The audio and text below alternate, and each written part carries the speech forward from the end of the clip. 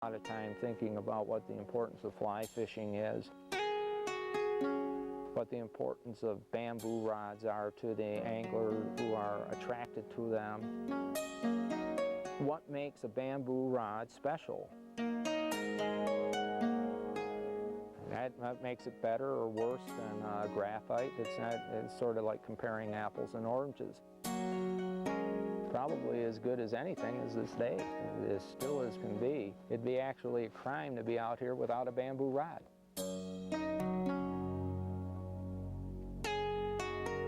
This one is called the Wuluk Wand, a full flex powerful rod. The kind of rod that will roll cast well. It'll flex way down to the handle and do a real nice roll cast. It'll also not require you to think much. You can pick the line up and put it down. Pick the line up, put it down. It's a good fishing tool.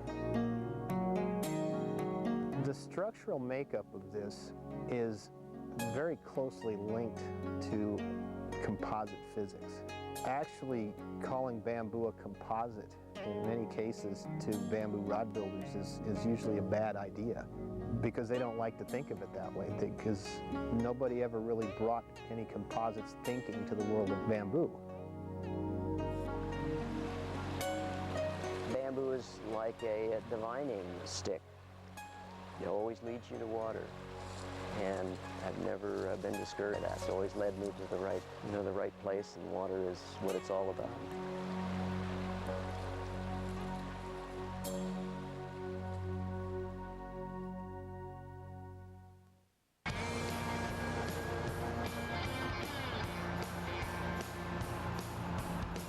Four men, one passion. They're known far and wide as the Boo Boys. The master, a life steeped in bamboo. His mind carries the wisdom of the source, and his hands hold the motion of a million casts.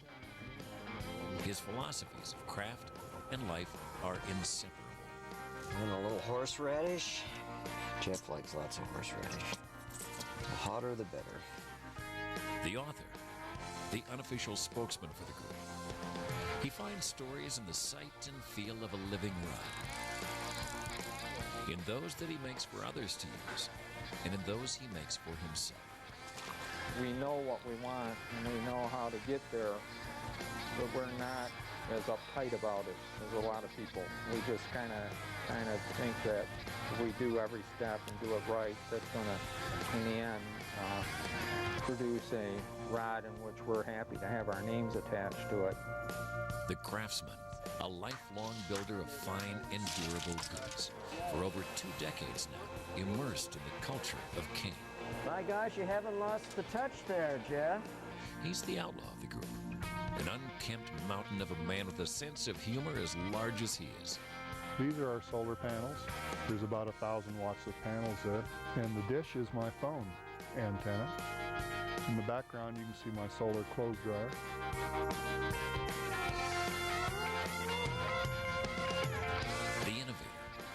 With a background in high-tech composites, he's pushing the boundaries of bamboo construction.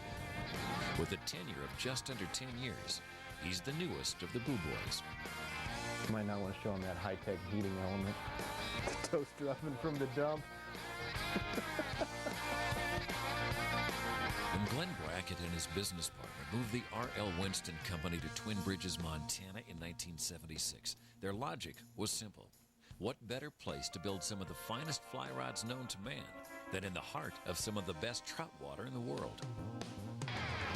Now, after nearly 30 years in a Winston bamboo shop, a dispute with company management has led the Boo Boys in a different direction, though it begins and ends in the same small Montana town. For those who keep track of such things, 2006 will be known as the birth year for the Sweetgrass Rod Company. Guys, the old permit from the Keys. This old baby goes back to the 60s, the early 60s, and it was the 7th permit ever caught on a fly. Yep, and it was a lucky catch, I tell you. Okay, well, there's the permit. That makes it official. I guess we're in business.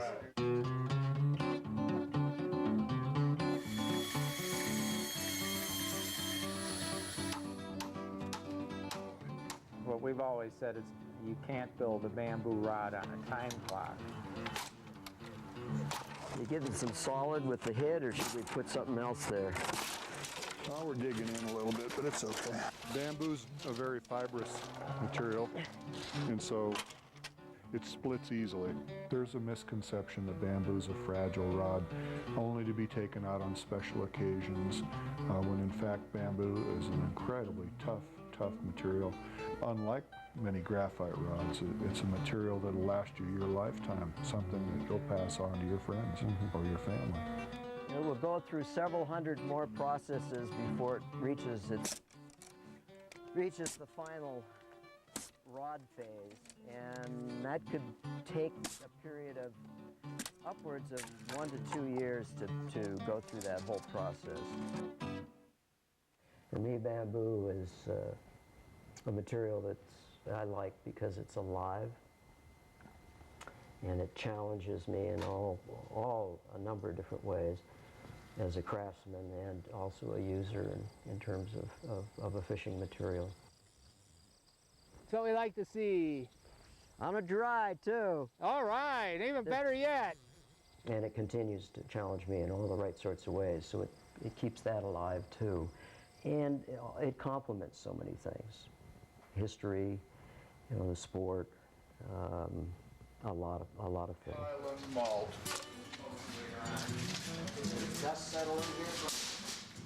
Okay, this ramping machine that I have right here is as basic as it gets. We strive for simplicity whenever we can. There's a lot of gizmos and gadgets out there to try to make some of these processes easier, and wrapping is one of those processes that kind of give a lot of people fits, especially if you don't do a whole lot of it at any one given time. I think people just don't understand, or certain people, especially the bean counters, don't understand that with a craft and with artisanship, there is a spirit and there's a right time to do things, and an artist knows the right time to do things and the right time not to do things, and you just can't force that.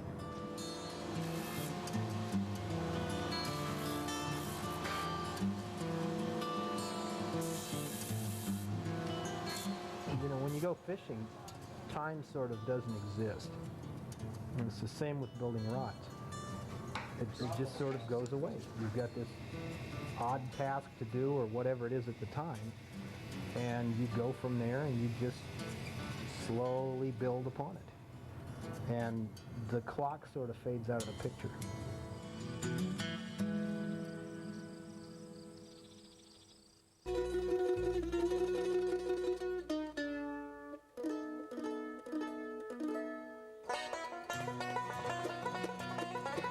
Boy, it's looking good today.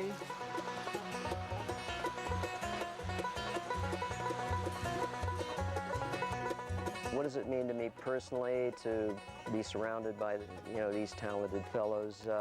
It's just overwhelming. You can really count on these guys to be there for you in all the best sorts of ways.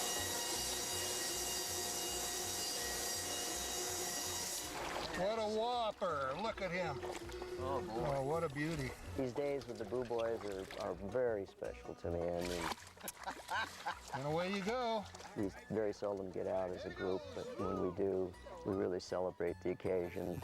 Irregular. My fishing's irregular in more ways than one, huh? Well, they're all the fishermen and I'm not. Let me rephrase that. In our shop, all the other guys are the fishermen, and I'm the lesser of the fishermen.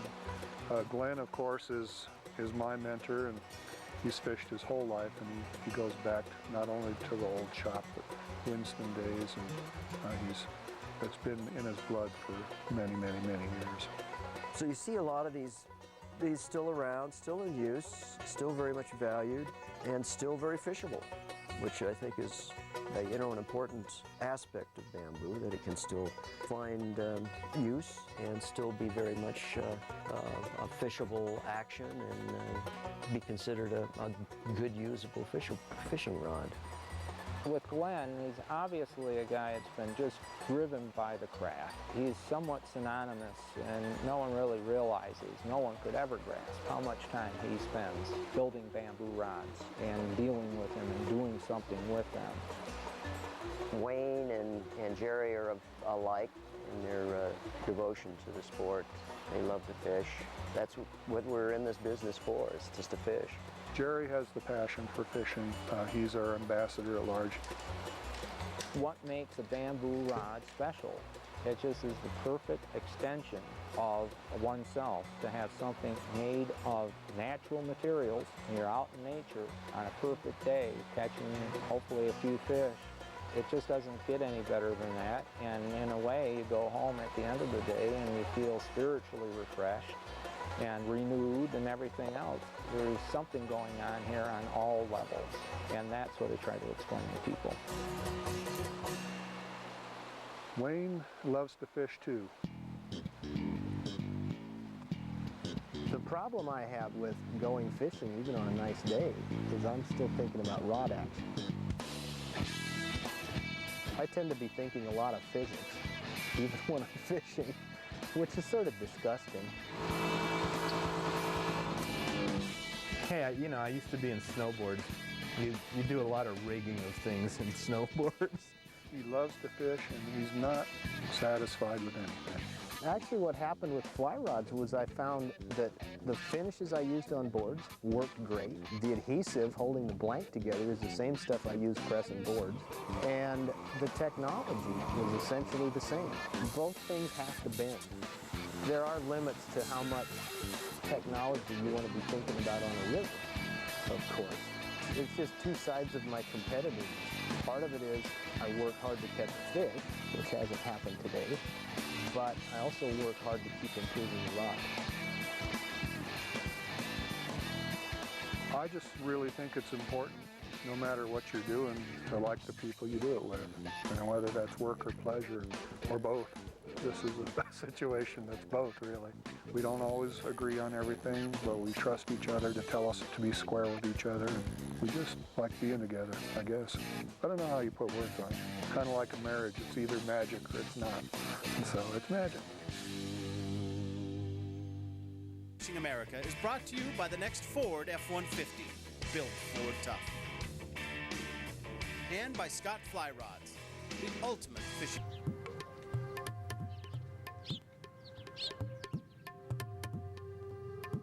So we left with a clean slate, and we also left Winston in the best of hands. So we felt good about that part of it. The bad part that we felt bad was that we had to leave Winston, something we really had put our hearts and souls into for many, many years. I think over 80 years of collective time between the four of us. Are you ready? Gentlemen, start your engine. The philosophy that we have is sort of spiritual based, that by working with one's hands, once you're free of the burden of thought that comes from just totally immersing yourself in something that's artistic, the Zen approach is that if you're really trying to find out what life means, you'll never find it out, but you'll find it out when you're in that state in which you're not really thinking at all, but just sort of immersed in something you love doing. In my mind, their leaving Winston and wanting to stay together as a group was just overwhelming, and I'm still very taken by that. And as a building team, it was really rare and unique that you can bring four such totally different and independent individuals together and work like we work in a demanding kind of craft. So it's worked well for us in the past, and I know it will work well with Sweetgrass too. You want to go through an introductory christening of the floor? Oh, Yeah. First glue. it's a big day for us because this is our first actual gluing session. It's a dry run. So yeah, the crucial moment here is that everything is built on a foundation with bamboo rods, and the way we do it, and the foundation has to be sound. There have to be good cuts, good gluing, and from there it's a constant process of getting the rod to a point in each step that we evaluate whether the step before actually was good enough to carry forward. So this is important. We're nothing special. You know, we just like what we do and we like each other. here, and we like building good rods, and that's okay. It's good enough. But we're nothing special, really. At this point, we roll them up, ready to be bound. Basically what we're going to do is we're going to take the 6 strips and bind them together now. So the glue sets up and all the corners are tight and nice and straight, we hope. That's not always the case, but in most cases it is. Boy, look at that baby go. I don't know how you could describe everybody and the way it meshes, other than there's a reason I think that the TV show MASH was such a hit. Hooray. You took a whole bunch of normally almost dysfunctional personalities and put them together, and they mesh, and they help each other out, and they just almost can do the impossible. And one key to this is never change your clothes when you're the gluing person. I've been wearing these for like 4 years because it trashes clothes in no time fast. This is one of the procedures that is very critical to the final product, called heat tempering the cane. And what we do is we put it in this baking oven, the bamboo cut sections in a large volume. And we heat treat for about an hour, which means that we drive the moisture out and change the characteristics and chemistry of the cane to make it stronger and change its color just slightly from the straw color to an amber. Definitely a labor intensive, but that's kind of what I think's the attraction at the end. Someone wants to buy a rod and they know there's a lot of us in it. There's no smoke and mirrors here. I mean, it's not like they're getting a rod that is made by elves somewhere and then presented to them as if we build them. We're the elves. Then after an hour, we'll bring it on out, take a look and see if the color is looking right. And we'll reverse the sections just to get a nice even color from end to end. If you consider our time as valuable, a person buys those rods and that's what they're getting, a lot of our time put into it. But that's not unlike any art or craft that people buy. Say goodbye, good night. There's a fan that circulates the hot air. It's just a big, long baking oven, and in the past we've even used it to bake cookies and hoagie bread pieces, and done some crazy things like that. Nice table, guitar, or pottery, or sculpture, that's what you're buying. You're buying a piece of that artisan's soul. As the waning days of 2006 grow cold and short, things heat up in the still evolving bamboo shop. By the spring of 2007, the Boo Boys will be applying the finishing touches to the first batch of rods to bear the Sweetgrass name. With a backlog of 2 years' worth of advance orders, the Boo Boys figure to be plenty busy in the coming days. But not too busy, you can bet, to take advantage of the sort of bamboo day they live for. My father used to tell me it's not about profit, it's about people. And in the end, when you come to the end of your life, that's what you look back on. It's the people part of your experience in life. And he's been right. That has come home to be the right thing, and I try to live up to it.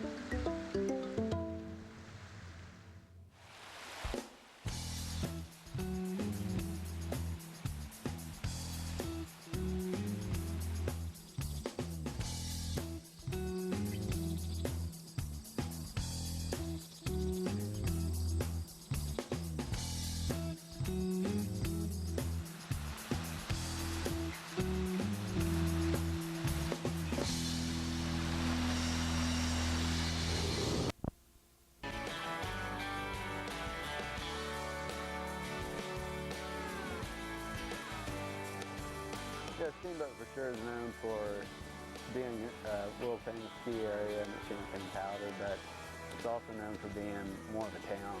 We're all kind of chasing a lifestyle up here, You got a lot of tourist traffic here, and you got to kind of just deal with that and realize that that's kind of providing your living. And so you tend to have a town full of confused people. Now, there's maybe 9,500 residents or so in Steamboat, which makes it big in terms of a ski town. It's a little more than just a ski resort. I don't ever see us leaving here. It's the kind of place you don't lock your door at night. You can leave your car running out the grocery store. If it's a cold night, you're running in for a jug of milk before you go home. Pretty much an old west kind of cowboy town. Got a nice relaxed feel to it, pretty quiet. Ski industries are probably our biggest industry. In the summers, we're getting comparable to the winters as far as tourism. Two of the gentlemen helping to achieve that winter-summer balance are brothers John and Jared Duty.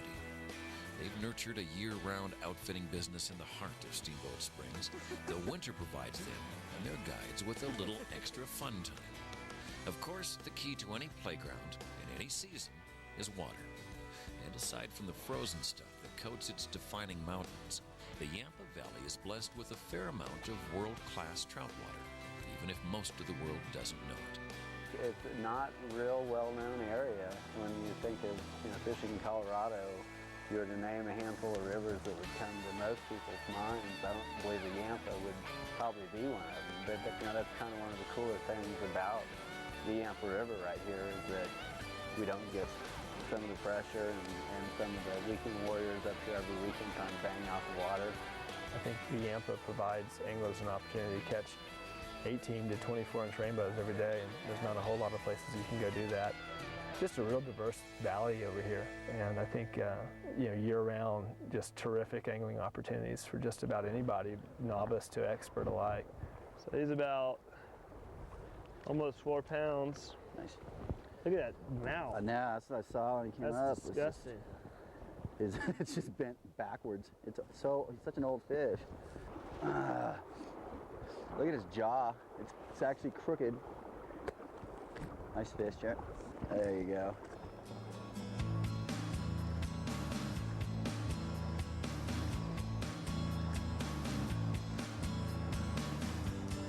Probably the number one thing that people are amazed about is we actually go out and fish during the wintertime. It could be 10 below and you can still go out and catch fish. Well, winter fly fishing is gaining popularity. We're lucky to have 2 tailwater systems here within 20 minutes of Steamboat. So you have about a mile of free-flowing water all year long. So you can get in the river in January and pull some nice fish out. Ooh! Heads up, Johnny. Taking him downstream. Oh, did he get you? No. Oh. And the winter fishing can be super. December is really good before it gets too cold. It slows down a little in January and February, but you can still catch fish every day. And then March is probably the best month of the year for big fish. All right, Mike. That's a big fish. Obviously, it's going to be a little bit trickier as far as your ice and your guides and your leader freezing up and things like that, but the fish are easy to find. They're going to be in certain types of water. There's only one insect. As far as going through your fly box, you don't have to deal with that. Here you go, buddy. Thanks a lot. Nice. And the hard part is going. That's literally it. The hardest part is going. The temperature's right, it's sunny, and it's a nice day, and the conditions are looking good, and I can be in the river in 10 minutes.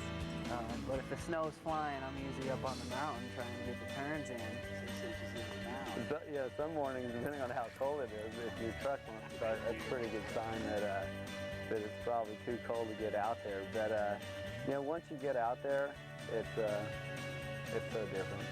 Every day's different, and it's always fun to be on the water. I think he's a foul ball. Really? The way he felt when he did. No, you got him true. No, I got him right. Yeah. He's just acting bigger than he is. And your windows of opportunity are for about 2 hours. From 11 to 1 is your prime time. So you want to be in your best situations at about that time. Slower water. The fish aren't moving around, chasing stuff. Most of the time they're just kind of sitting in runs. Later in the day they will move into some shallower, heavier water just to kind of gorge, but eventually they're going to drop back down into that slower water. You ain't all that. Well, You know, one of the things I think I like most about winter fly fishing is you're typically about the only guy out there, so there's no crowds. It seems to me it's just so quiet during the winter. You know, you can just hear the whole valley. You're out there in the river, there's a great peace about it. So I think, you know, winter fly fishing is just, you know, really unique. It's just you kind of in the river. For me, it's skiing and fishing and camping and being in the mountains and sort of professional recreation. It's a good life. Down with San Juan. He was on the San Juaner. Nice. Ford Division's fly fishing. Basically, the sleds are our workhorse. You know, we pile in all of our equipment on the dog sleds, throw people on the back, and away we go. It makes life a lot easier. Without those, I think winter fly fishing wouldn't be a growing sport. It'd be just too much work to get to the fish. The snowmobiles allow you to jump around and hold a hole pretty quick in the wintertime. That's nice. If you can get them started. The snowmobiles are a logistical nightmare for you, but other than that, I lost my fixation for acceleration basically, so I just drive real slow and steady and get there and back. Other than that, it's not too bad. I'd rather be in Belize.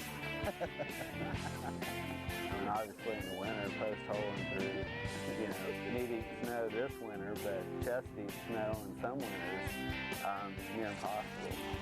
And we have such a good time together no matter where we go. And my brother and I have been best friends as far as I can remember. So we always have a good time together, whether it's fishing here or hunting somewhere, no matter what we're doing in life. But yeah, whenever we get all of our guys together, we know it's going to be a good time. Something funny is going to happen, and we're probably going to be talking about it a year from now about some of the stuff that went on this week. Fish on. Nice. Need a hat? I don't know, Kip, you got it, or? I got you.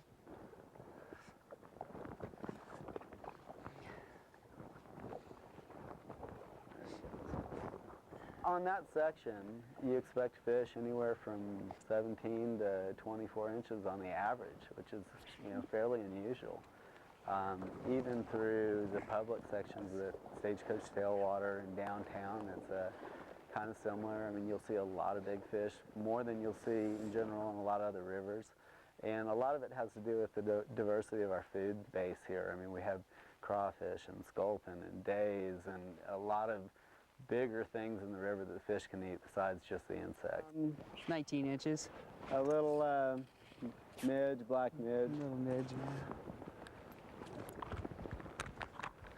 All right. Can be done. Yeah, no kidding. Huh?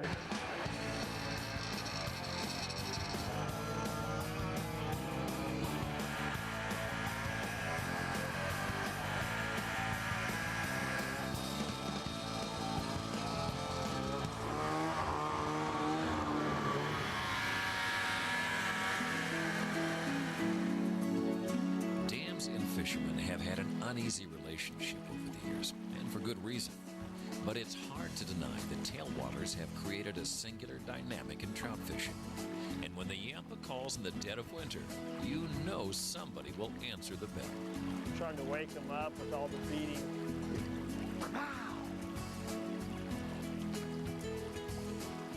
Good morning. See that save? Yeah. 6 to 8 fishes. That's a pretty good winter day. If you get them to the net, even better. I almost took a bath there. What was that? I thought the fish came out. You almost went in. I almost took a bath. I would have been hanging out with Mike. What'd you get them on? Black, like real similar, black RS2. Like you could go 18 or so.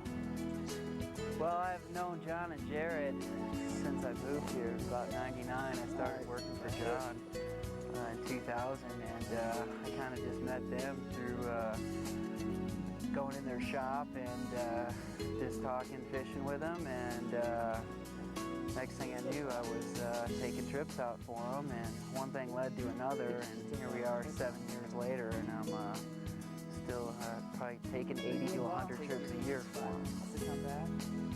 We've had the business in the family for quite some time. My brother's been working really hard at it.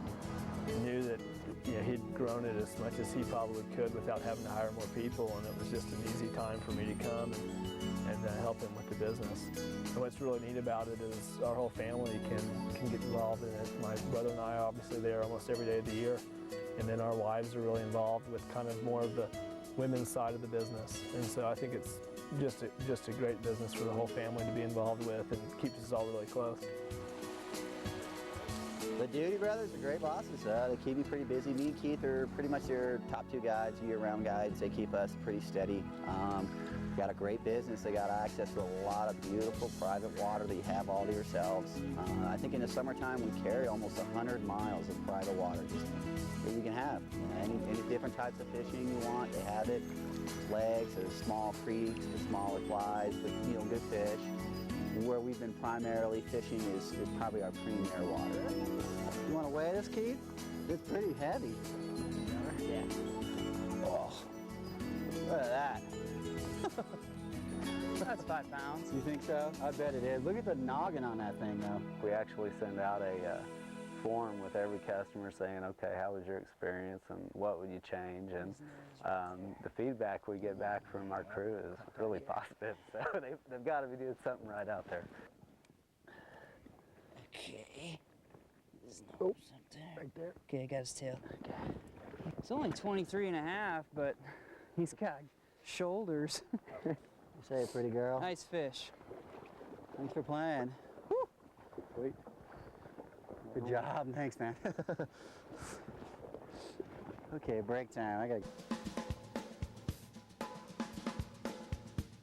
We were talking about maybe Finn's Hole. Yesterday we came down there after prime time, and there was fish eating Mike's indicator, and yeah, you caught one, John turned another.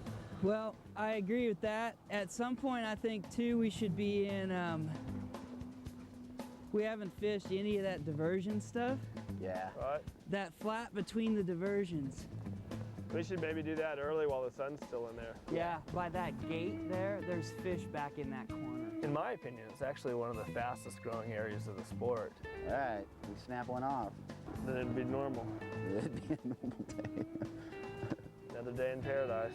Our business grows every year, but the winter aspect of it, I think, is growing faster than the summer and the fall. You get the guys that come up here to ski with their family, they've been doing it for 20 years, and as they've gotten older, they've gotten more into fly fishing maybe, and I think part of it's their knees can't take 5 days straight on the mountain, and people are looking for a different avenue, something else to do while they're here, and fly fishing's been a natural move for them. Fish on! There we go. Did you bring your net up here, John? No. I got a bugger grip though.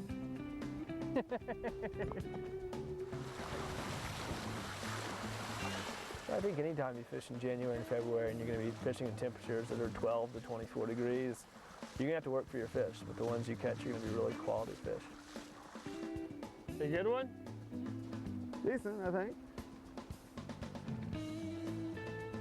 Yeah, getting a 20-inch plus fish on a size 18, 20, 22 hook is definitely a challenge. I think a lot of that boils down to the hook set and being real quick. It all seems to boil down to that.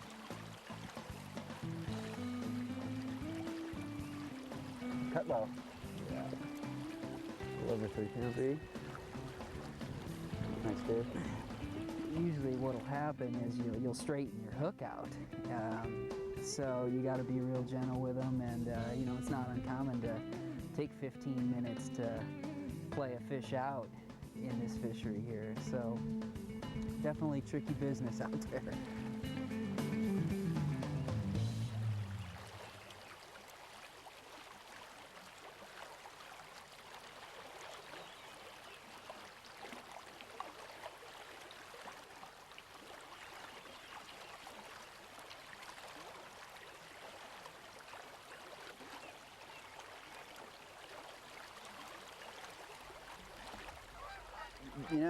A lot of it is what the fish are doing at any given time. If the bugs are hatching, if we got a little warmer weather for a few days at a time, you're going to have bugs hatching.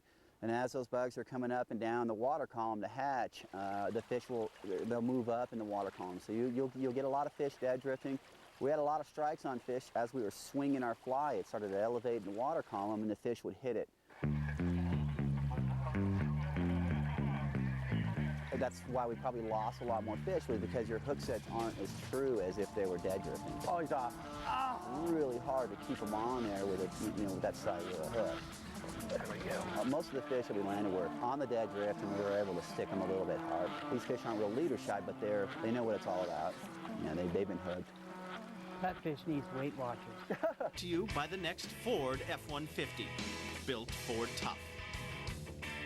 By Scott Fly Rods, the ultimate fishing tools. By Hyde Drift Boats, the leaders in design, value. Where we gotta go, Jay? 15. Just out about 100 yards. See if it starts.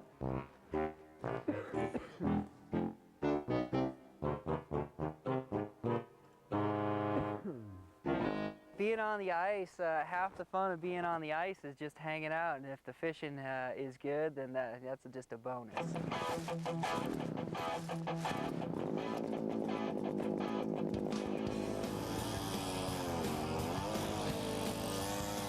Ice fishing is just something we like to do with a big group of guys and get out there and have a good time. And sometimes we catch fish, and lots of times we don't. Sure you put enough oil in there? Dog, we're going to watch you the whole time. Huh? Think I can land a 15-pound pike with this bad boy?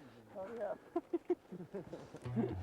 Well, John Jarrett are, they're not just my employers, they're friends. We all have families, and our kids are all similar in age, so we're all kind of on the same page, and half the time we're hanging out, we're not talking about fishing or this and that. If I'm getting a fishing day and a ski day in the course of 1 week, I'm doing pretty good, and I think they'd say the same. You've only got three inches ice here. Yeah, I noticed that too. This is a good hole. If you ever want to go find someone to talk to about anything, go get a fishing guide, because odds are he's got an opinion about something. It's pretty telling when you're better at the Bloody Mary lineup than you are the ice fishing setup. Right? Is everybody doing gumbo? Or is anybody not doing gumbo? I'm a no gumbo. One no gumbo. Have a bloody for the fire, man. Ready for ready. It's important to keep your fluids up when you're in the mountains. How's your hole looking? I'm not gonna clean you out. That's all I'm gonna do today. Walk around and keep your hole clean. gotta keep your hole clean.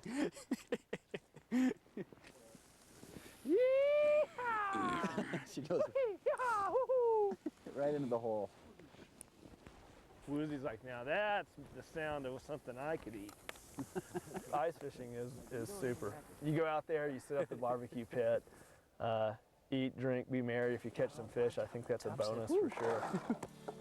So we're just chumming with fry. Some days you kill them, and some days you do what you did today, which is eat more and drink more and harass your friends. We need more holes.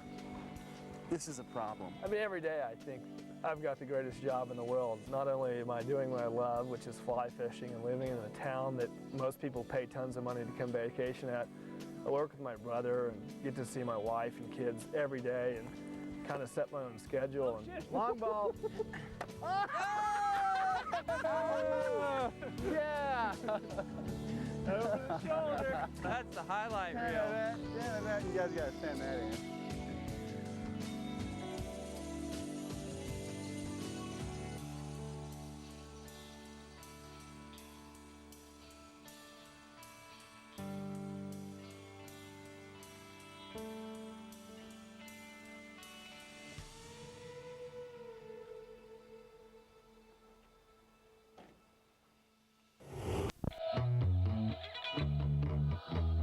If you put 100 fly fishermen in a room and ask them where in the lower 48 states they'd most like to wet a line, chances are a fair share of them would say Montana, without a second thought. So what is it about the Big Sky State that makes it the must-do destination for so many long runners? Many thousands of miles of trout water has a lot to do with it, of course, as do the purely wild fish populations and the abundance of public access. But ultimately, the Montana fly fishing experience is much more than a simple sum of its parts.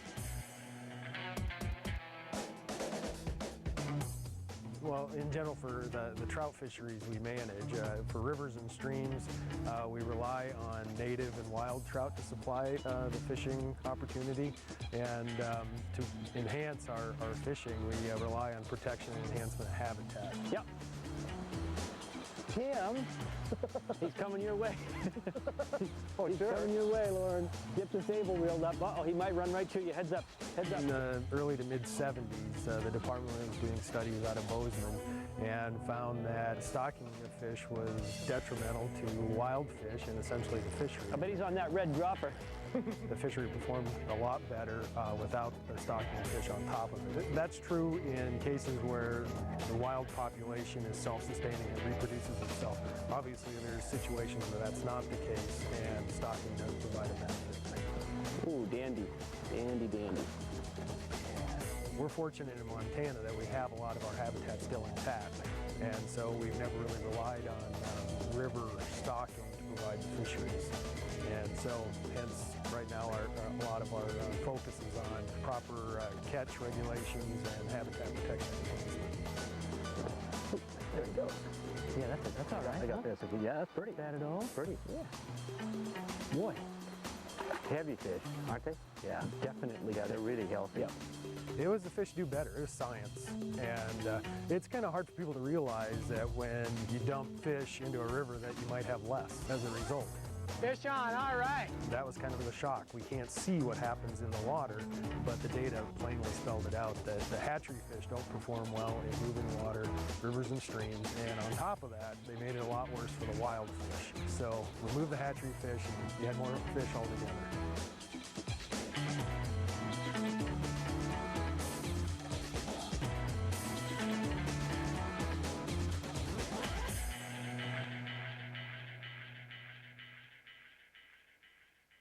Raised. Grew up on the lower Clark Fork.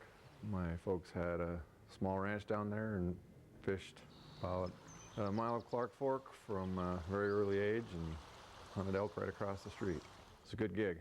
My husband and I returned from over 25 years of work in Alaska for the Alaska Department of Fish and Game to Montana because that really was where our hearts always have been.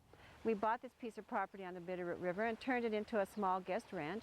We love fishing, we love hiking, we love horseback riding, and this is the perfect spot to do all those things, and we wanted to invite others in to enjoy it with us.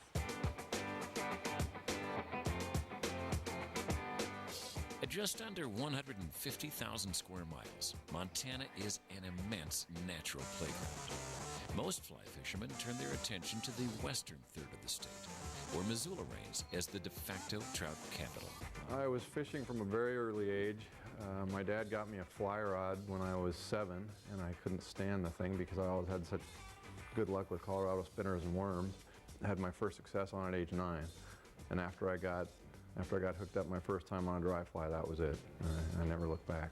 Blessed with a defining passion from childhood, Jim Cox began his career in fly fishing as a guide in 1982. And 15 years later, he opened the Kingfisher Fly Shop. Yeah, I didn't understand the fact that Missoula and Montana specifically was the mecca for fly fishing until I was probably 15. That's when I started meeting other people from other states and began to appreciate what we really had here. We have a huge diversity of opportunities from the Clark Fork, which is pretty much like a big spring creek. Calm, slow, clear water, very wary fish, tend to sit in pods in very specific areas, to more of the attractor type fishing, which is characteristic of the Blackfoot. Big foam patterns like Chernobyls and hoppers, and the size of fish in the Blackfoot range from lots of small fish to huge fish, upper 20s and lower 30-inch fish. And then the Bitterroot, which is kind of a mix of both. There he is. And we went. It can be very technical, or it can be pretty silly, just depending on the time of the year. He's nearly 20, isn't he? He's probably, they look big and fat, he's probably more like 18. 18? Yeah. About 5 years ago, Montana Fish, Wildlife and Parks and the U.S. Forest Service posed the question of how do the resource agencies best manage Montana's splendid natural resources for the benefit, both social and economic benefits of Montana citizens. For the answer to that question, the state turned to Suzanne Miller, who, in addition to running a guest ranch on the Bitterroot River, also heads up Dunrovin Research. The early results of the study will come as no surprise to most in Montana's fly fishing industry. And what we found was that the times they are a-changing. Montana was for many years, for most of its history in fact, really a resource extraction-based economy, and that is we exported lumber and agricultural products and mineral products to the world at large and to the country. Well, the tide is turning. We're becoming what is known as a human resource economy, and that is where people are coming to Montana because of its resource amenities, not because of its commodities. And they make and create business opportunities here and live here because of the quality of life.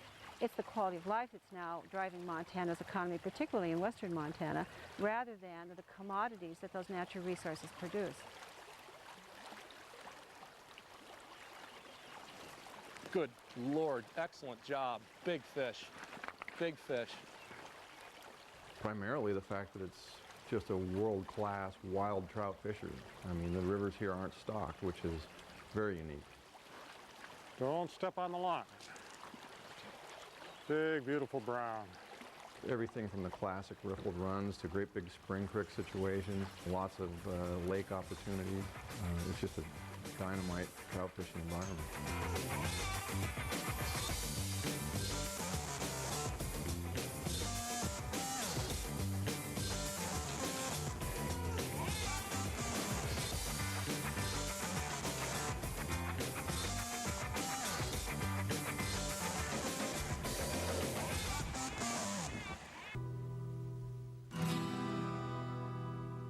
Growing up here, you're definitely spoiled. You don't realize how good you have it until you spend time with people who travel here, and you get the opportunity to actually go other places and fish. And there's good fishing other places, but there aren't many places that have the tremendous variety that we have. An hour and a half in any direction, you have 4 lifetimes worth of rivers to fish. And they're all different, from your small trout streams to your big, more popular trout streams, and everything in between.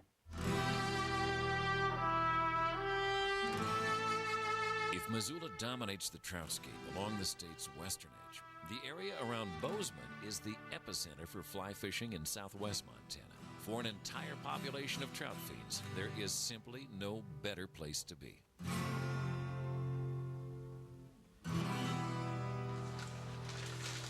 I had a formative experience with my grandfather up in Hamilton, Montana on the Bitterroot when I was about 12 years old. And I know I had such a great summer up here with him, most of it fly fishing, that I always dreamed that I'd come back and live in Montana. And, you know, for a guy that was living in the center of Los Angeles, you know, I had a long photograph of the Madison River that hung in my office, and I'd peer up there all the time and say, you know, that's my dream, is to move to Montana and somehow be involved in the fly fishing business. And here I am.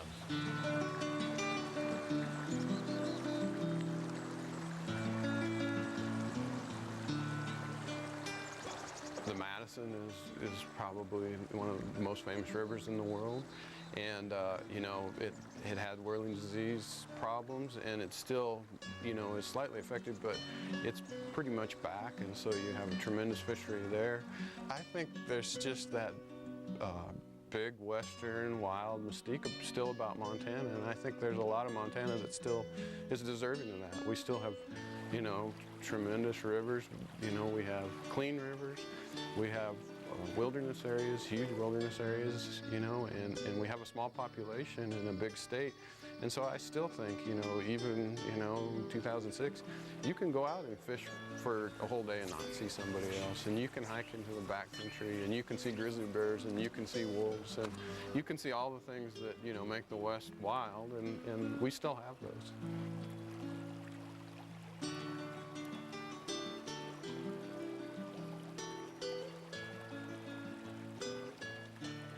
Born and raised in Sacramento, California. I had fly fished for a long time, since, I don't know, early 80s, I guess. I came out here for Yellowstone Park, actually. I did my first summer in 1995 in the park, and it was just natural. It was just, this is where I was supposed to be. California just didn't seem like that kind of fit. So I thought, well, I'll do it for a year and see how I like it. And like I said, after the first summer, I didn't want to be anywhere else. you just know that you're in wild trout country, and it was something that where I was at we were lacking to some extent, and you just want to chase wild trout. I never came out here wanting to catch large trout. I never came out here wanting to catch hundreds of trout a day. I just wanted to catch wild trout in whatever capacity on whatever day that brought me. That's how I felt. And so once I got here, that was the end of it. And so to me, it's a symbol of what I like a lot to be, just kind of wild and untamed and self-sustaining in a way.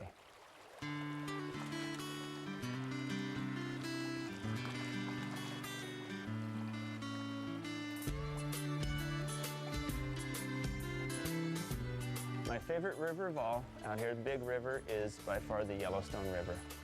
Clean, cold, beautiful water. It has its runoff issues from the park, but again, natural, and the fish adapt really well to it. From the top of it, you have more of a cutthroat trout fishery. They love big streamers. They love to come up for dry flies all summer long. Then you have the canyon section, and then down through the middle of the section, we call it, through Immigrant and into Livingston. It's packed full of just a mix of fish, and a person can catch fish however they want. If you're a dry fly enthusiast, you can go out there and have yourself a day. If you want to fish big streamers and sinking lines, you certainly can. Hopper time, it's incredible. And then in winter, it usually stays relatively ice-free, and it's a great winter fishery as well. Nestled right there in the heart of Paradise Valley, we have the Spring Creeks. Nelson's, Depews, Armstrong's, incredible water. Different terrain all throughout. It's testy. The way the water is so clear, the vegetation, your big flats, the fish have that time to inspect everything, and the most smallest of details can sometimes make a big difference.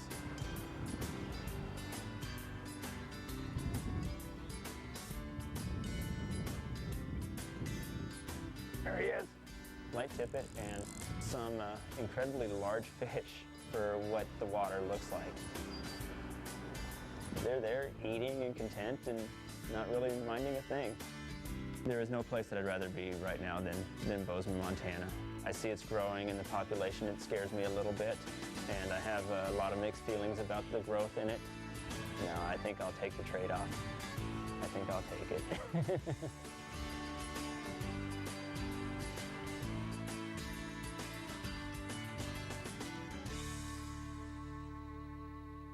Brought to you by the next Ford.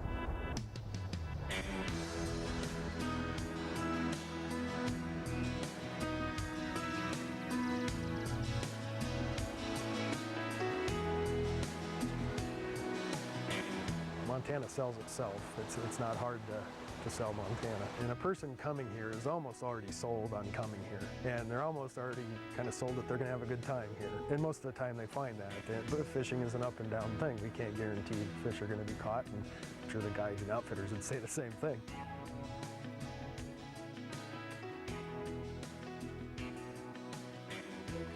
I've had the great pleasure of extensive world travel and living in Alaska for a number of years. And what Montana has that's very unique is really an intersection of very important factors. One of them is those intact natural ecosystems. We're probably the least damaged of the lower 48 states in the United States environmentally. That allows us to also support native fish and wildlife populations. And when you couple that with public access, you have Montana's really unique brand, unique quality of life. Stream access in Montana essentially provides you a right-of-way into streams and rivers for water-related recreation. That right-of-way is between the ordinary high water marks, and you can identify that essentially by, are your feet wet, of course, and then if you're on gravel or rocky surface. Once you get in the vegetation, you're likely outside of that normal high water mark. It is unique, and it makes it a lot of the quality fisheries we have in Montana accessible to the average person. And it's been tested several times over the years, and it's held up. So we're pretty proud of it.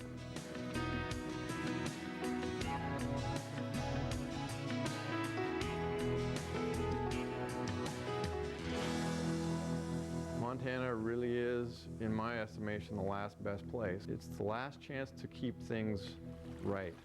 This is a fragile environment here, the fact that this is a wild trout fishery, in spite of population growth, in spite of you know, the pressure that it receives, is really unique. I think people move to Montana because they want a slice of Montana, and along with it, they change Montana. And that's not always bad. I'm not saying that, but we need to recognize what's been here before and what we're striving to keep. And when you buy a slice of Montana, try to keep it Montana for everybody else.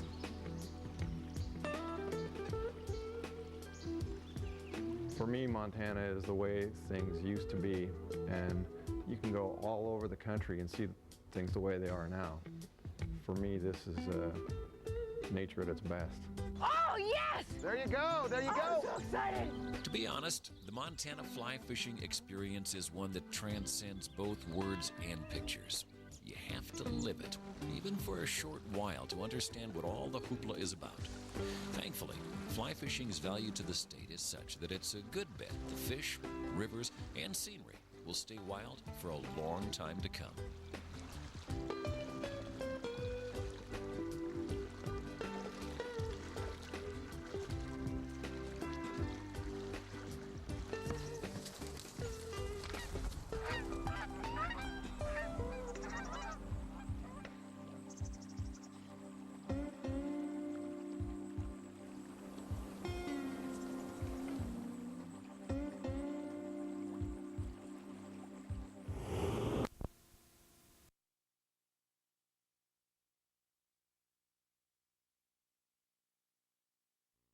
Locate them to find fish. That's Lake Erie.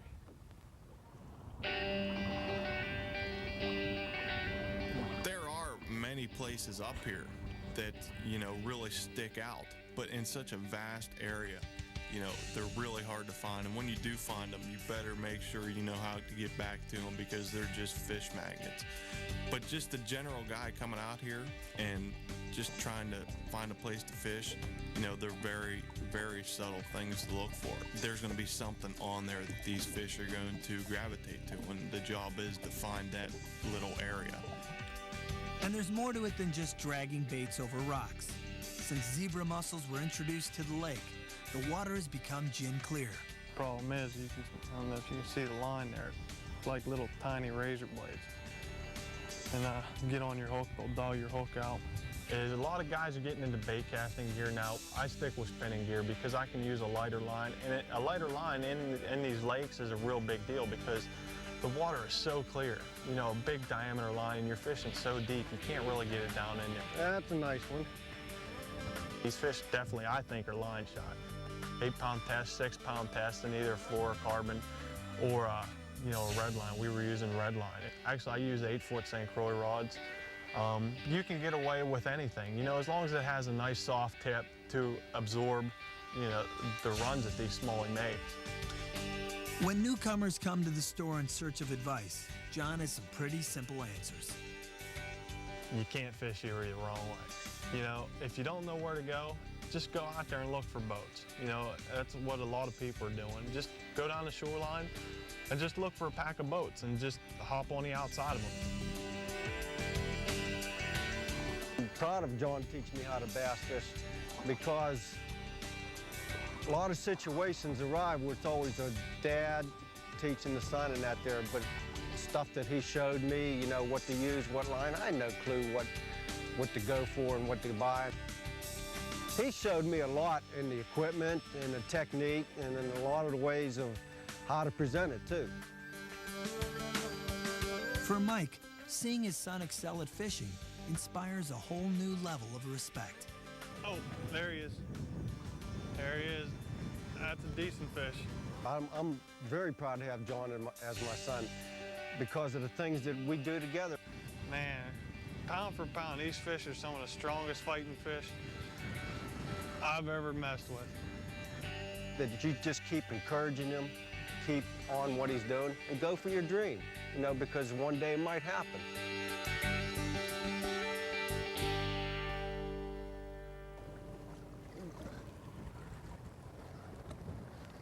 Nice football. That's your Erie fish. All right, girl. Straight back down to the bottom.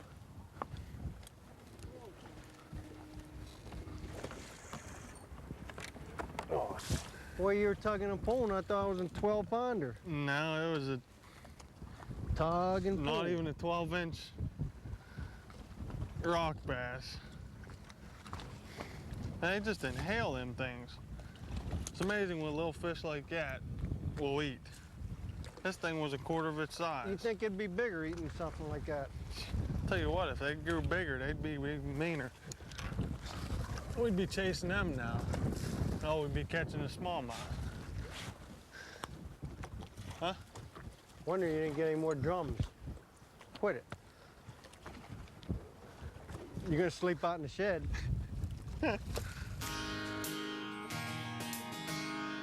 There's an old proverb that says, give a man a fish and feed him for a day.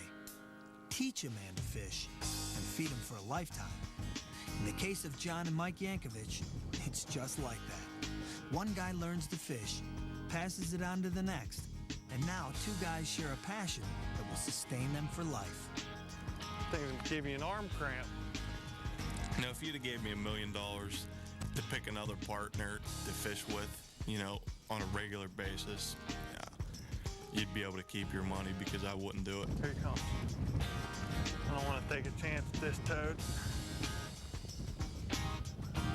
Woo!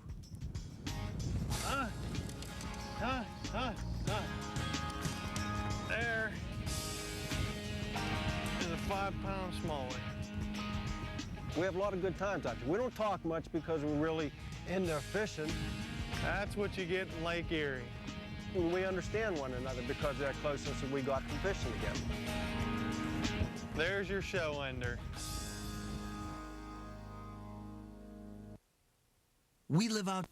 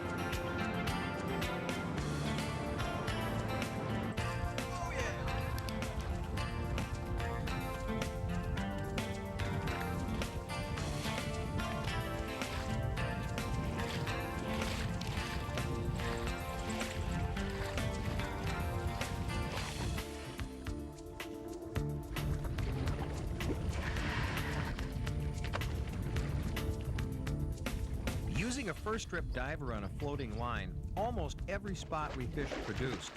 Then we came to a deep, narrow chute, which called for a change in tactics.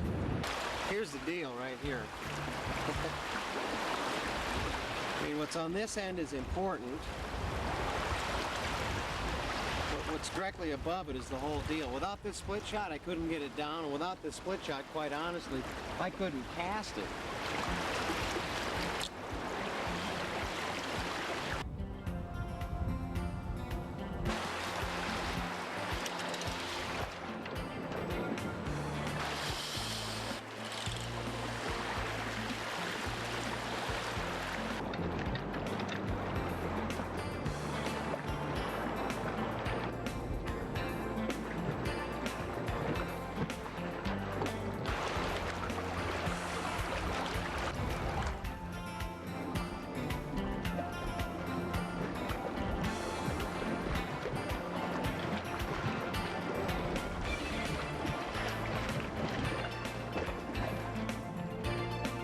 Be sure to join us next for more big Alaskan rainbows.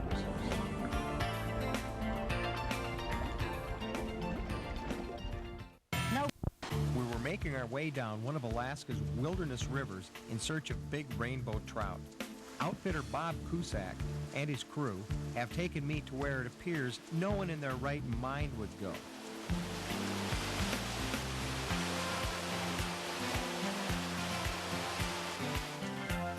we reach the lower sectors of the river, I start rooting out some pretty good ones on first strip divers.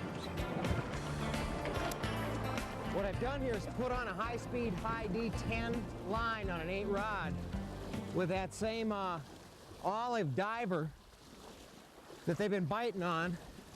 And instead of using the split shot, the fly line is just, I feel like I'm actually fishing first drift. Got a pretty good one here, I think.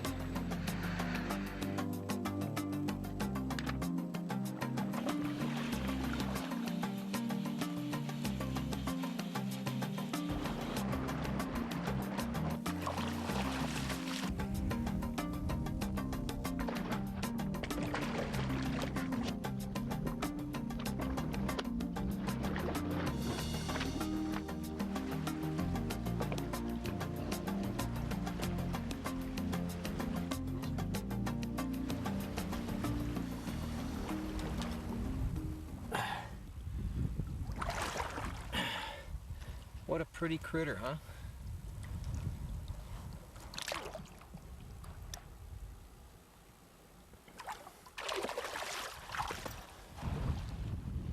The idea is just let the fly swing and this big heavy line will sink.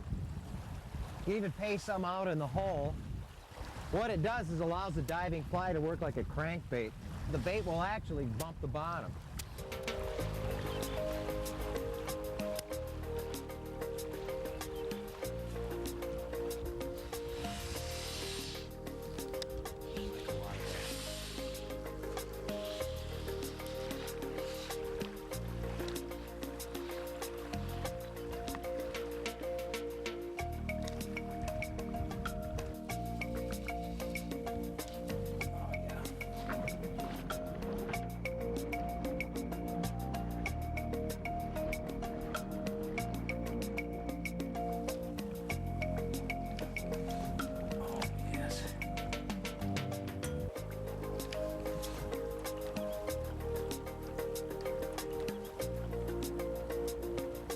That's a beautiful, beautiful rainbow, isn't it? I'm dredging them off the bottom. Bass fly.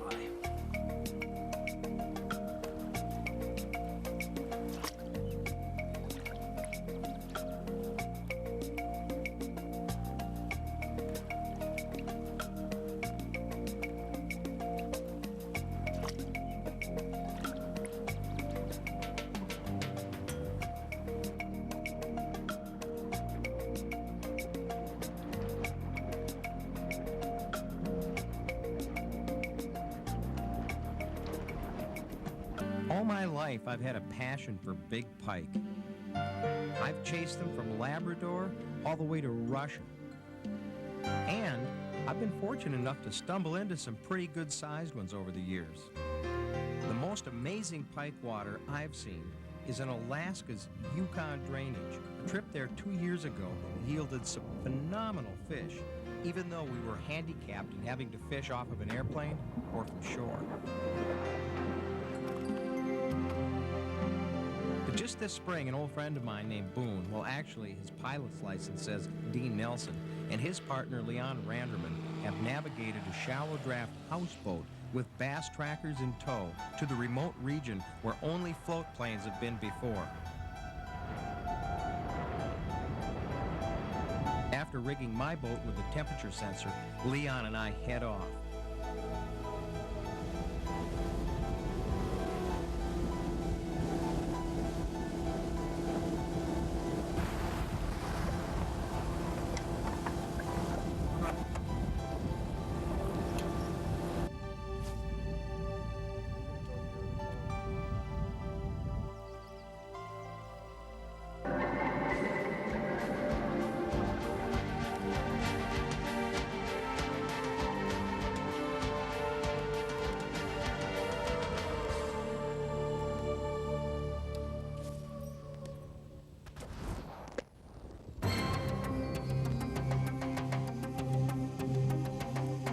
threw every lure imaginable in the bays and channels adjacent to where the houseboat was parked, but encountered only scattered pods of small fish.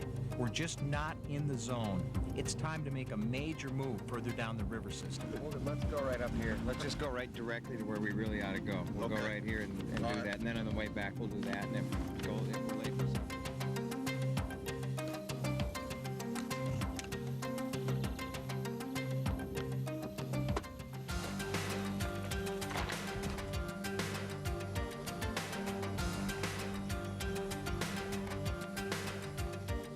Our location change closer to the river's main stem produced a pike who'd been recently feeding on she-fish, a good sign.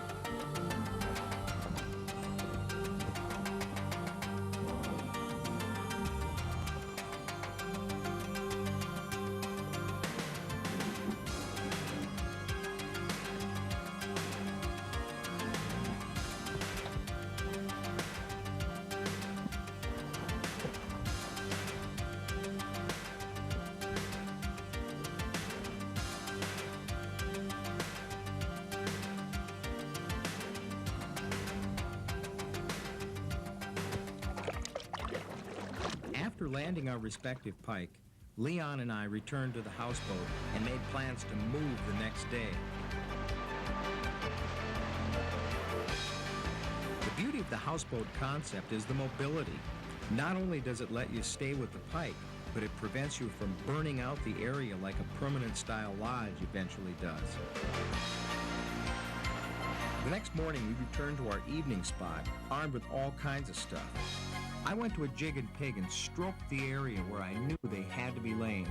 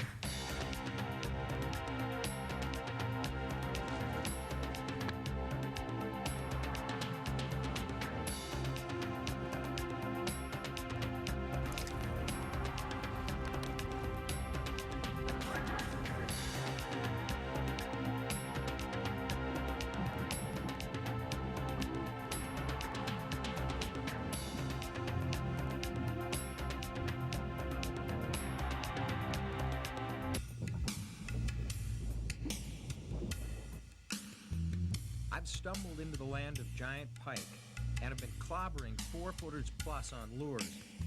I just happen to have a fly rod and a few flies along.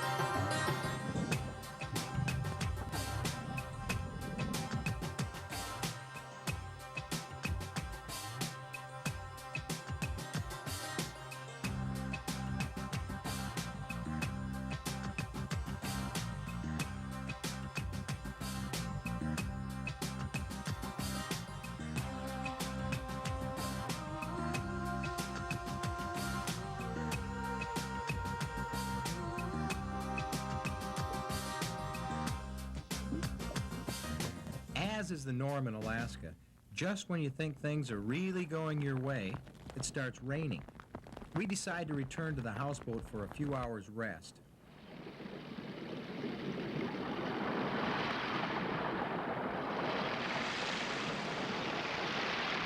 Our fears have been realized. We've had rotten weather, cooling weather, so the fish have moved out a little bit deeper and they're not up on the shallow flat, so it's going to be a lot harder to find them.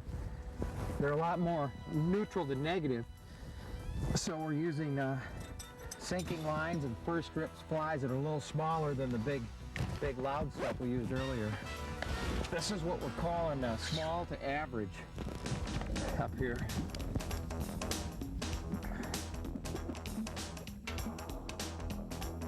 As is often the case with big pike in the far north, late afternoons warming water greatly increased their level of activity. I went back to the mega diver on a floating fly line hoping to chug up a monster.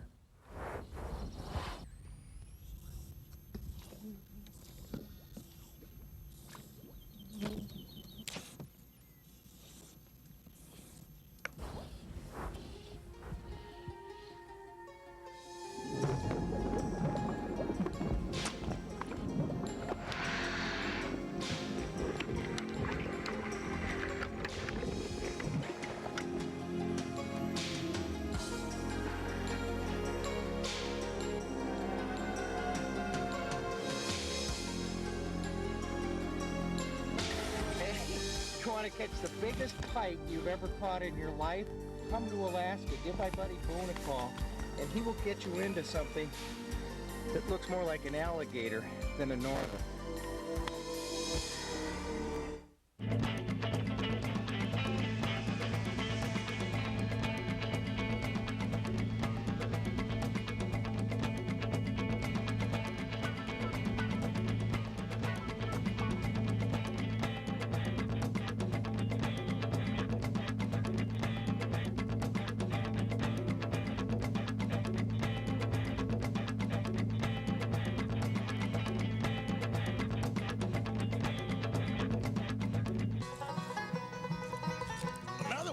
Son, that's a good one. Oh yeah, look at that guy. I love it. Okay, come on, boy. Oh yeah. The bone-crushing paddle. He's a great American fisherman. He'll fish anywhere. Anywhere there's water. Today's Adventures takes us to Venice, Louisiana, and Venice Marina.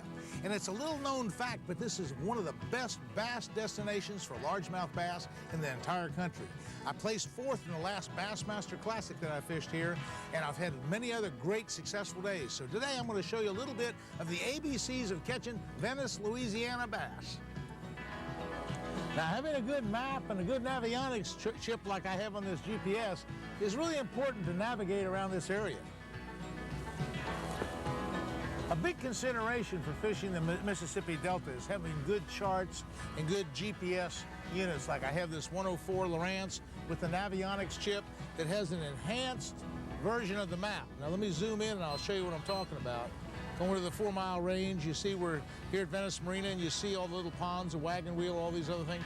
If I zoom in even farther, it shows me an exquisite detail.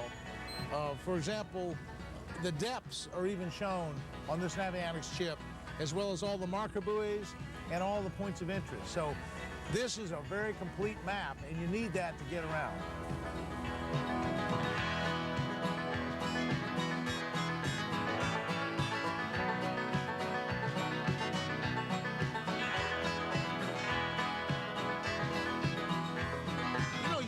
Information to fish for anything down here at Venice, and that's the beautiful thing about Venice Marina. The boys will tell you where to catch the bass, where to catch the redfish, where to catch a lot of the fish, and a lot of these places are a little bit out of the way. But with a good chart and a good GPS like I have here today, you can find these little out-of-the-way canals and little pockets and little places that are just full of bass.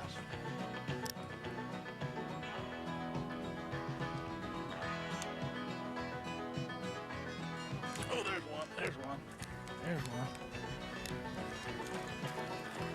That's kind of a small bass. I'll take it. Okay, that's what we're talking about. Nice little keeper, though. Right in the hyacinths. Okay, my technique is nothing special. It is really simple. I just have to find these windward shorelines. And that hyacinth is blown in, little patches of them are blown in on these windward shorelines. And I'm trying to get these patches that are, say, 5 or so feet across and just right in the middle of them. Drop that thing down and hold on. They just munch it. With this spider line, you'll feel the strike. There is no mistake about a bass strike when you're using spider wire. It is so responsive. It is so perfect to feel fish with. You'll feel every single time that they bite it. Just drop it right in those middle of those hyacinth patches. You can catch bass pretty well around just the roseau, but it seems like when you have the horizontal cover, when you have these hyacinths and blown up dead roots and stuff all blown together and a canopy, a solid canopy over them, that seems to be the preference of these Delta bass. Rig another crawworm. What I'm using is a Yamamoto crawworm, and I got a lot of different choices here. I got some with orange tails. I might try one. There's a Yamamoto with a kind of a orangey looking tail. Okay, to rig it, I'm just coming through the head of the worm about 1/2 inch with the crawworm and just burying that point. And just burying the hook point as well. And I'm just using a regular Mojo slip weight. I'm not pegging it. You can peg it. It's not real thick stuff right now, and I'm only using a 1/2 ounce. I'm not going to the heavy weight because it's pretty open. As soon as that crawworm goes down, there's one. There he is. Okay, that's a little bit better fish. A little crawworm did it. They're not real big, but there's lots of them. You know, we've only been here a couple minutes, and bam, bam, bam, caught a bunch of fish on a couple different color crawworms. I'm going to try another color crawworm. Okay, another color that I've done well in is this plum color, and I know they'll hit it. Now watch it. I'm just going to rig it the same way. Come in about 1/2 inch, pull that big old, it's an EWG hook. It's a special Gamakatsu hook that I really like for flipping. Okay, let's get away from here. Just try flipping right down in these piles. Right like that. And they hit pretty quick. I've had all my strikes just pretty much right away. I got him. Old school bass here. Okay. Now, spinnerbait's a real viable option, and that's the second fish to hit right there. So what I'm doing It's not a hard thing to do. I'm just gonna lift them up. And that's a nice little keeper. And in the classic that I fished, this was the main average of the fish that I caught. You know, 2 1/4 pounds. And that's what really did the thing. Almost won the tournament. I had a couple 4-pounders on. They get off. Okay, now here, now watch this deal. Throw one right along the edge here, just as close as I can to that edge. Just come right down the edge as slow and easy as I can. There's one. I got one. Okay, boys. Another bass.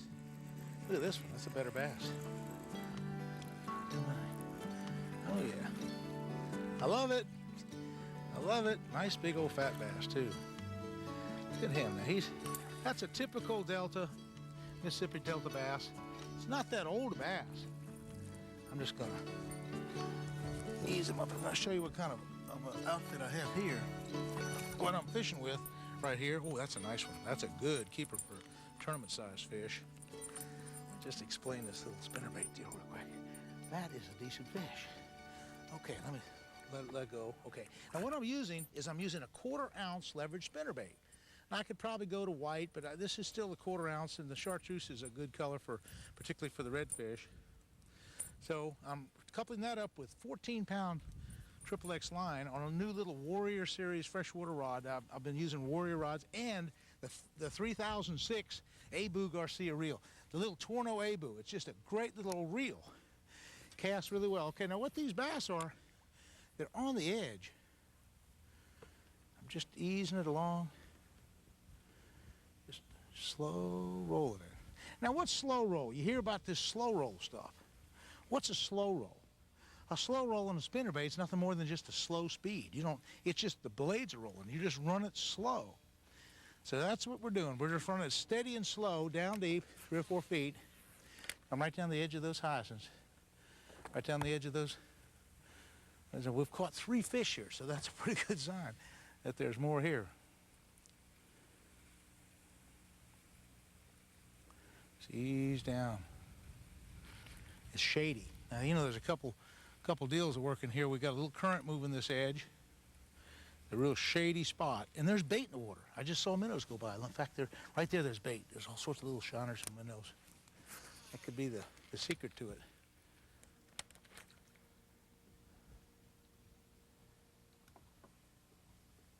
Huh. There's one. There's a good one. Okay, Mr. Bass. We got you now. We got you, Mr. Bass. Yeah, nice one. That's a good one. Yes, sir. That's a good tournament fish. Okay. But I switched that spinnerbait for the simple reason that it's kind of dingy along here, and there's not a lot of. It's kind of a. Well, and this is a really good fish, by the way. It's nearly 3 pounds, and that's the kind of tournament fish that I won or would have won the classic with. But I had basically 2 patterns. I was flipping the Yamamoto crawl worm on the real thick hyacinths, and then in the open places like this, where you just have some open edges, I was taking that 1/4 ounce chartreuse leverage spinnerbait and just rolling it along, a real slow roll retrieve. And so kind of a double whammy. The problem with the classic is that we had to run 120, 130 miles to get to here. And that took a couple hours, and then we had to get gas, and that took an hour. Then we had to run back, and so we had 5 or 6 hours of downtime, and we only had 8 hours to fish. So we only had about 2.5 hours to fish here. And I was still catching about 15 bass. I was catching about 15, and about like today, I've caught like 15 bass in just about 2 hours. I mean, it's just really, really good fishing, but they're small. And in fact, I was mentioning to my cameraman a minute ago, this spot brings back a lot of memories because in the classic 2 years ago, I flipped right back there into a bunch of hyacinths, and the winning fish hit my lure, and I lost it. So it was kind of exciting. Maybe he's still here. Let me try one of these plum ones. This is just the regular standard Yamamoto plum-colored crawl worm.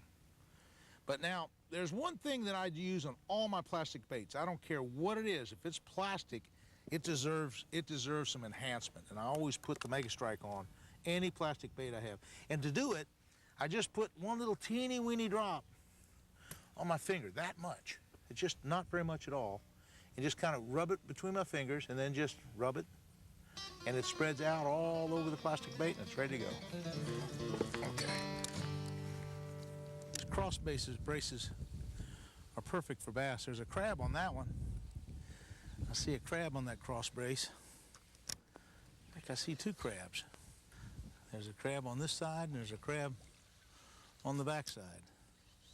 And a bass probably right in the center. There, oh, I missed one. Had one on. Let me see if I can't get him out of there. I had that one on. Let me get this thing squared away. Go back right to that structure right there. There he is. I got him. Big old nice bass. Look at that size of that one. That's the kind of structure. That's man-made structure there, boys. Nice, big, giant fish. Well, not giant, but bigger than normal. Come right off these pipelines. Okay. Oh, yeah. What do you think, folks? That's a nice bass. They're loaded. They're all over these pipelines. They're over the grass. When you find a good cove or a good pocket or a good canal, there's lots of fish. The tip for today is simple preventive maintenance. As you know, I fish a lot of saltwater, so I have to wash the boat thoroughly. I mix up a batch of Clorox and soap and water, wash the engine, the console, the trolling motor, and even the carpet, the entire boat. Another thing I like to do is clean the inside of the boat, particularly the bilge. By throwing this bar soap into the bilge, it cleans out all that gunk and oil. And while I'm at it, I'm going to clean the battery terminals and check to see that they're tight. Now next, I'll check the prop nut to make sure it's tight and secure. And then finally, I'll undo this little nut, check the fluid levels of the lower unit, and change that fluid every 6 months.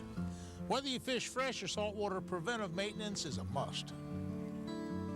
Now there's Brian and Frank right now. I'm gonna go check and see how they're doing. What you got, Frank? Hey, look at that. Frank's got a big one. Or no, not too big. Now, what was your deal on that one, Frank? You went behind us. Just pitching a worm basically off the edge of the drop-off. This is a fairly steep bank here. And it goes from a shallow flat that basically just drops off. Another little 2-pound Venice chunk. You know, folks, we've only been in this area about a half an hour, and Frank and Brian have caught about a dozen or so fish, and I've caught almost that many in just no time. So these fish are really stacked up here. This is a lot of fast action. Look at that one.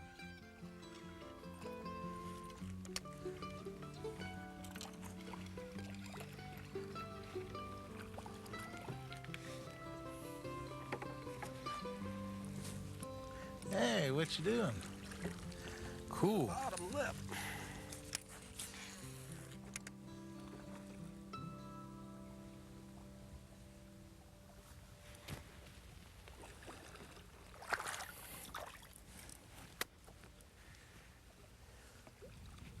Nice fish.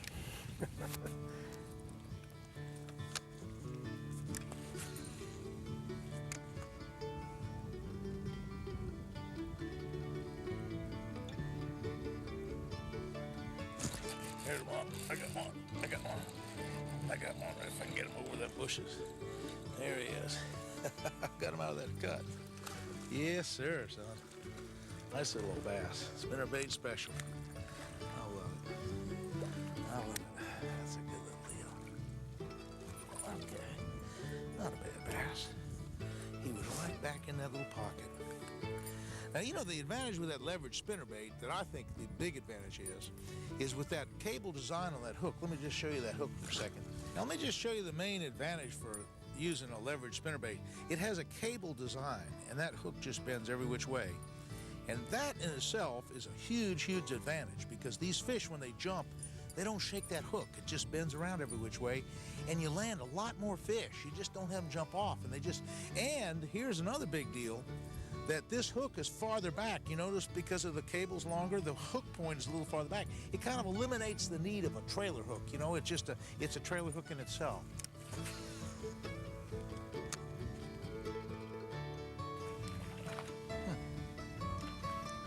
I caught a couple here, but they were small. There's another one.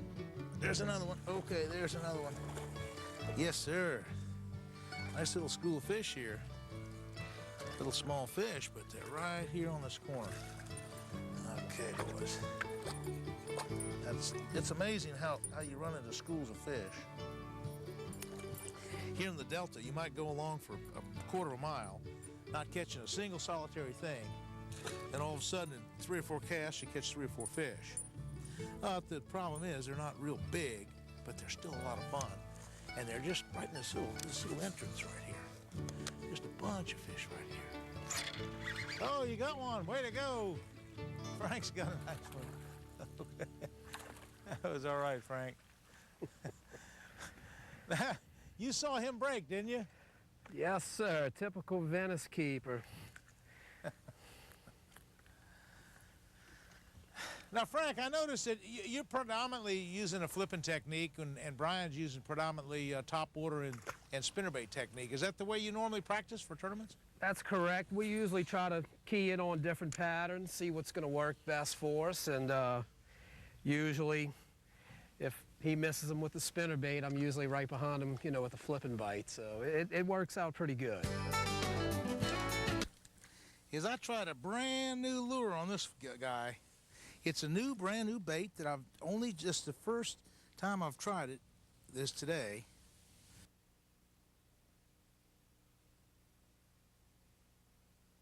It's called the Creature, and it's here's some prototypes from it's Gary Yamamoto Creature lure, and it's kind of like an Inca looking thing, and it has little legs on it, and it's just a perfect thing to flip with, because when you flip, whatever you use, whether it's a crawworm or a creature like this one, you know, there's a lot of little appendages that look like some type of lizard. I'll throw right in on that point and just get right into the grass and kind of jig it.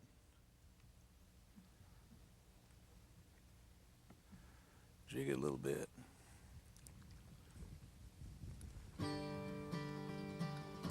There he is. I got him. He's in the grass. I can't get him out of the grass. Okay, boys. I gotta get him out of the grass. Oh, I tell you, I've hit a ball today. That's the advantage of having great, big, heavy braided line. You can just hold them any which way, get them up, and land them. So, folks, you can see we have caught a ton of fish today. We've had a ball with both spinnerbaits and crawworms. This Mississippi Delta is some of the best bass fishing I've ever seen in my life. And if you want to catch some of the just fast action bass fishing, come on down, because this Venice, Louisiana has the bass. We'll see you again next week, folks.